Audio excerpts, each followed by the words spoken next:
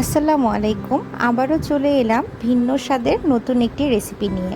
আজকে আমি আপনাদেরকে তৈরি করে দেখাবো কাস্টার্ড সেমাই। ঈদে অতিথি আপ্যায়নে আপনারা কিন্তু কাস্টার্ড সেমাইটি আপনাদের মেনুতে রাখতে পারেন। খেতেও যেরকম মজা, দেখতেও কিন্তু তেমনি সুন্দর। চলুন তাহলে আর কথা না বাড়িয়ে দারুণ স্বাদের এই রেসিপিটি দেখে নেওয়া যাক।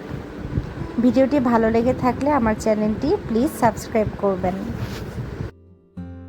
কাস্টার্ড সেমাই তৈরি করার জন্য আমি এখানে আগে থেকে জাল করে রাখা ঠান্ডা দুধ নিয়ে নিয়েছি। এখানে আমি প্রায় 4 চামচ পরিমাণে ঠান্ডা দুধ নিয়েছি এবং এর মধ্যে ব্যবহার করছি 2 চামচ পরিমাণে কাস্টার্ড পাউডার। আপনারা দোকানের কেনা যে কোনো ব্র্যান্ডের কাস্টার্ড পাউডার এখানে ব্যবহার করতে পারবেন। ঠান্ডা তরল দুধের সাথে এখন আমি কাস্টার্ড পাউডারটাকে খুব ভালোভাবে মিশিয়ে নিচ্ছি। কাস্টার্ড পাউডারটাকে মেশানো হয়ে গিয়েছে, আমি এখন এটাকে একটা সাইডে রেখে দিচ্ছি।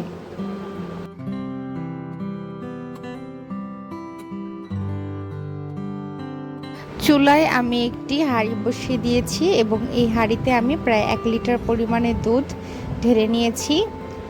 এখন এর মধ্যে দিয়ে দিলাম 2টি এলাচ, তেজপাতা এবং দারুচিনি।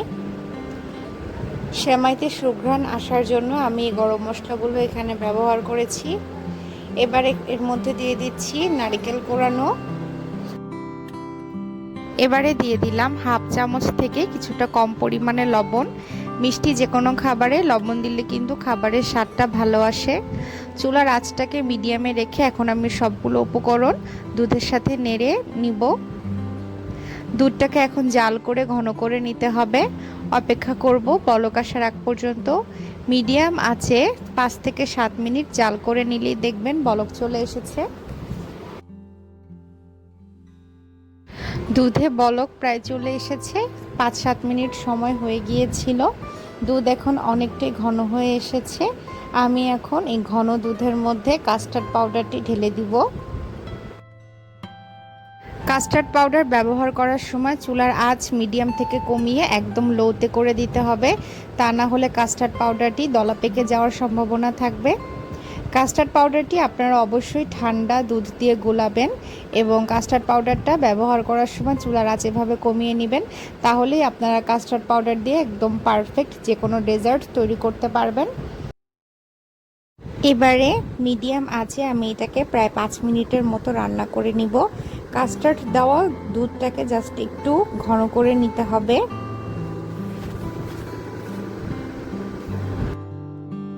কাস্টার্ড পাউডার ব্যবহার করার পর কিন্তু চামচ দিয়ে অনবরত দুধটাকে নাড়তে হবে, তা না হলে নিচে দিয়ে লেগে যাওয়ার সম্ভাবনা থাকবে।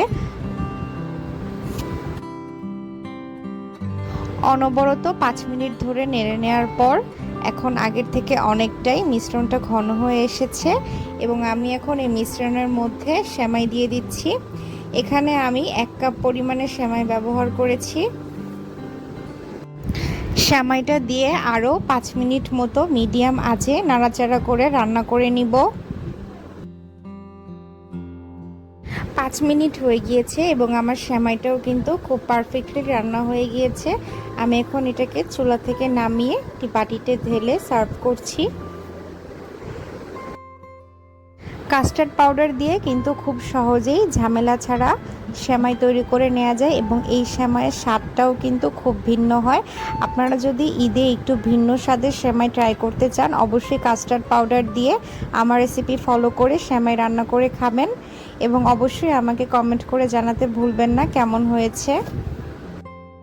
আজকের ভিডিওটি এখানেই শেষ করছি। সবাই ভালো থাকবেন। আল্লাহ হাফেজ।